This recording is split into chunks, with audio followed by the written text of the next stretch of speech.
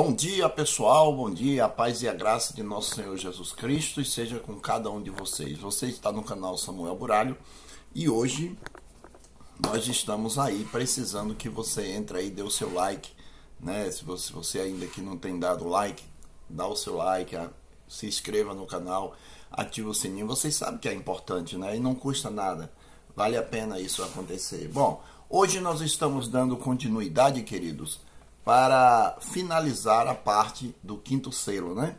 E ainda a alma, né? Falando sobre a alma. Então nós vimos aqui que a alma não é um fantasma, somos nós na integridade da vida. Alma é sangue, alma também representa desejos, anseios e etc. E agora nós vamos ver que alma é uma pergunta. É a alma imortal? Porque se ela sai de mim e vai para outro canto, vai para o céu, vai para o inferno, coisa parecida, então ela é imortal, né? Então, nós vamos ver aqui agora se a alma é imortal, né? Se ela tem condição de sobreviver após a morte. Então, nós vamos começar tudo do princípio ali. Bom, no livro de Gênesis, ainda no capítulo 2, nós temos que saber a nossa raiz, de onde a gente saiu. É de lá que a gente tem a resposta. No livro de Gênesis, capítulo 2, versículo 7, diz assim: Então formou o Senhor Deus o homem do pó da terra, lhe soprou nas narinas o fôlego da vida, e o homem passou a ser alma vivente. Oh, glória a Deus, você está diante de uma alma vivente, que sou eu, e eu estou diante de almas viventes, que é todos aqueles que me ouvem nesse exato momento. Então, Deus sopra no nariz daquele boneco de barro, e aquele fôlego divino, o poder divino, entra e tudo começa a se transformar em carne, o coração começa a bater, o sangue começa a rodar e ali é feita uma alma vivente. E o homem passou a ser alma vivente e não ter, né? Beleza. Bom, só que agora Deus precisava dar algumas orientações a esse homem, essa alma vivente. E a orientação de Deus foi essa aqui, ó. Preste bem atenção.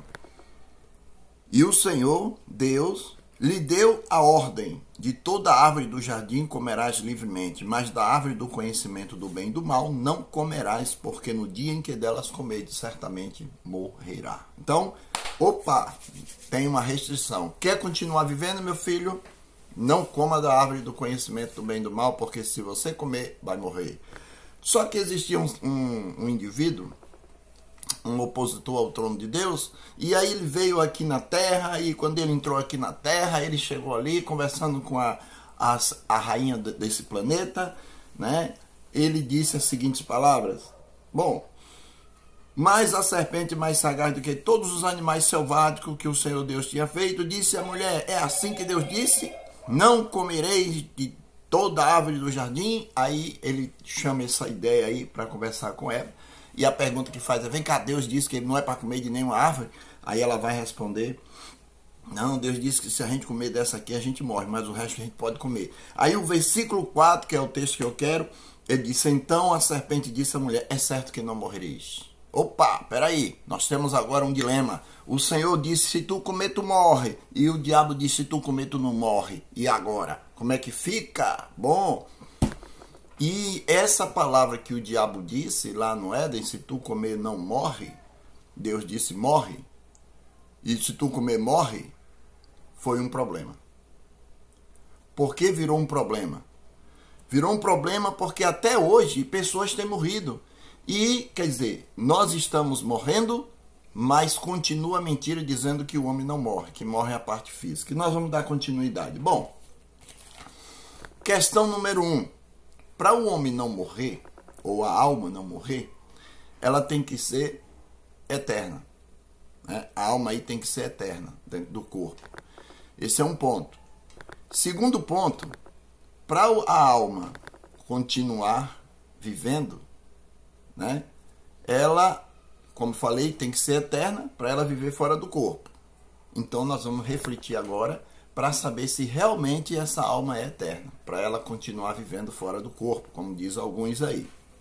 Essa foi a mentira que o diabo criou ali, né? Eu convido você para, junto comigo, abrir a Bíblia aí no livro de João 3, versículo 16. Diz assim: Porque Deus amou o mundo de tal maneira que deu seu Filho unigênito para que todo aquele que nele crê não morra, não pereça, mas tenha a vida eterna. Vamos raciocinar aqui, meu querido. Bom, veja só. Deus disse assim, olha, todo aquele que crê em mim não vai morrer, mas vai ter a vida eterna. Então vamos analisar. O que é vida eterna? Vida eterna é vida plena, uma vida contínua. Então, se Jesus está dizendo que a vida eterna é um privilégio somente de quem crê, aí eu lhe pergunto, como que o cara não creu, o cara era assassino, bandido, não acreditou em Deus, morreu e ele está vivendo eternamente, mesmo que seja no inferno. Como é que pode isso acontecer? Deus disse assim, somente aqueles que creem em mim terá vida eterna. Aí algumas pessoas dizem, não, mas a vida eterna aí que ele está falando é a vida eterna de qualidade lá no céu. Eu disse, não. Não tenta tentar resolver aqui uma coisa. Não tenta amassar para encaixar nessa teoria. Ele deixou bem claro, quem crê em mim não morre. Terá a vida eterna, futuro, ressurreição, vida eterna. E quem não crê vai morrer. Então se uma alma ela está dentro de mim e ela não morre, então ela tem vida eterna. Aí complicou, porque Jesus disse que vida eterna é só para aqueles que creem em Jesus. Ah, mas o cara está no inferno, não importa, ele está vivo e vive eternamente. Então isso não pode acontecer, não é assim?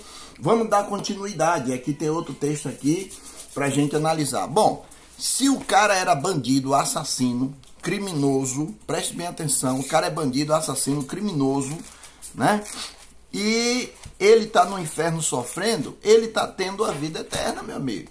Não importa que tipo de vida eterna ele está tendo, mas ele tem vida eterna. E olha só o que é que 1 João diz. 1 João 3, verso 15, ele diz assim, olha, todo aquele que odeia o seu irmão é assassino. Ora, vós sabeis que todo assassino não tem a vida eterna permanente em si. Como é que vai contestar isso? Não pode. Aí está dizendo que o assassino, ele não tem vida eterna nele. Então a alma dele não é eterna. Essa alma aí que o povo está dizendo, que sai de dentro do corpo e vai sofrer eternamente. Isso é vida eterna. Isso não é morte eterna. Morte eterna é aniquilação. Viver eternamente é você continuar vivendo. Não importa se é sofrendo, rindo, alegre, feliz. Não importa. É viver. Então, Jesus está dizendo aqui que o assassino ele não tem vida eterna nele. Então ele morre de verdade, vai ser aniquilado, vai ser destruído. Por isso que Jesus disse, aquele que crê em mim não morrerá, viverá eternamente. Mas o que não crê morrerá, vai ser aniquilado.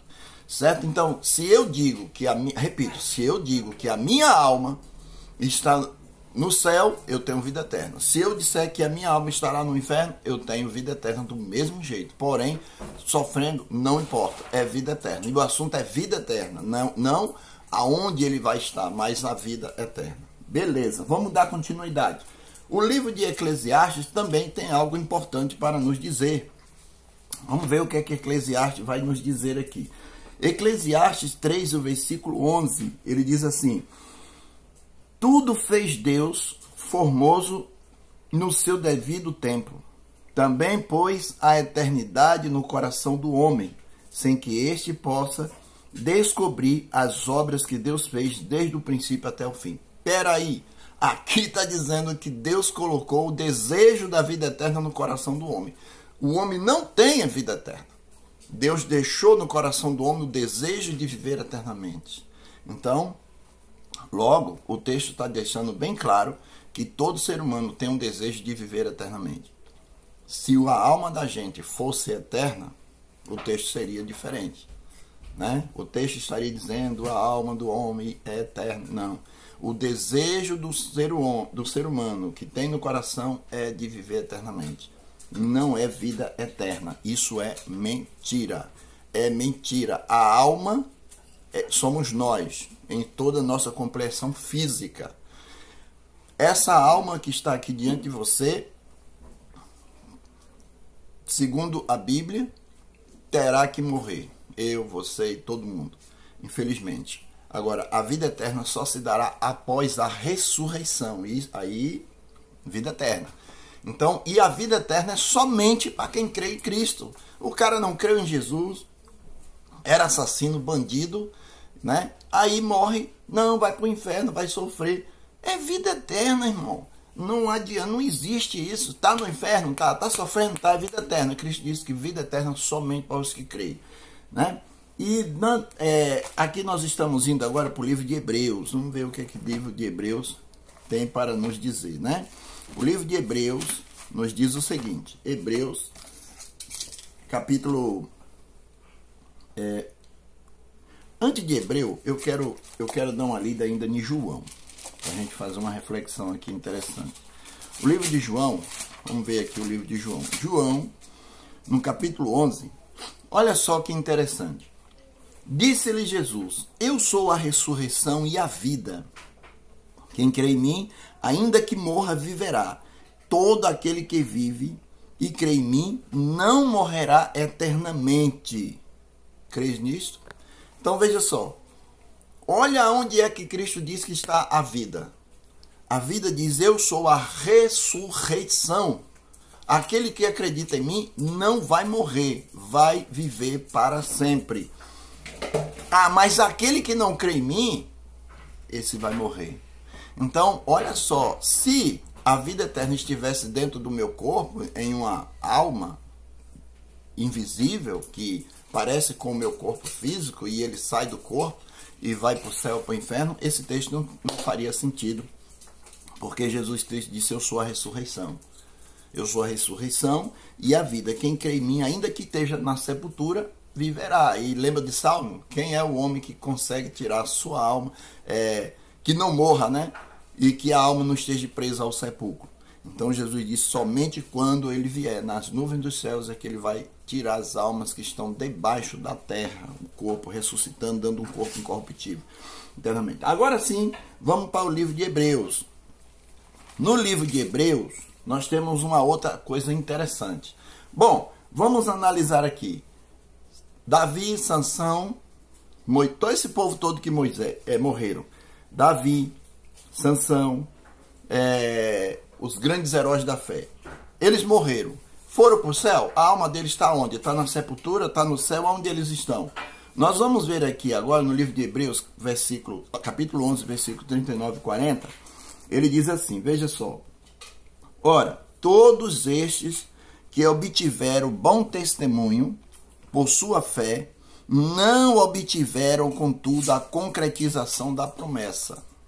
Morreram, mas não receberam a concretização da promessa. Qual é a promessa? Vida eterna. E ele diz, por haver Deus provido coisa superior a nosso respeito, para que eles, sem nós, não sejam aperfeiçoados. Glória a Deus. Aqui está dizendo, meu querido, louvado seja Deus. Nem Manoá, nem Jacó, nem Abraão, nem ninguém da galeria aqui, ninguém que viveu sobre a terra, recebeu já a sua recompensa, porque Deus disse que a recompensa vai ser para todos. A ressurreição vai acontecer e todos subiremos para sempre. Agora tem uma pergunta para finalizar. Vimos aqui que nós não somos eternos, não temos uma alma eterna dentro da gente, coisa nenhuma. Deus disse, tu morre mesmo. Foi o diabo que disse, não morre. Então o diabo criou essa ideia de que dentro de você existe um fantasminha que sai de você. E ele vai viver eterno no inferno ou vai viver eternamente no céu. E Cristo disse que eternidade só para quem crê e depois da ressurreição. Aí a pergunta é, bom, sendo assim, quem é, né? Sendo assim, quem é o único que é realmente eterno? Aí agora a gente vai tirar uma dúvida aqui com Paulo.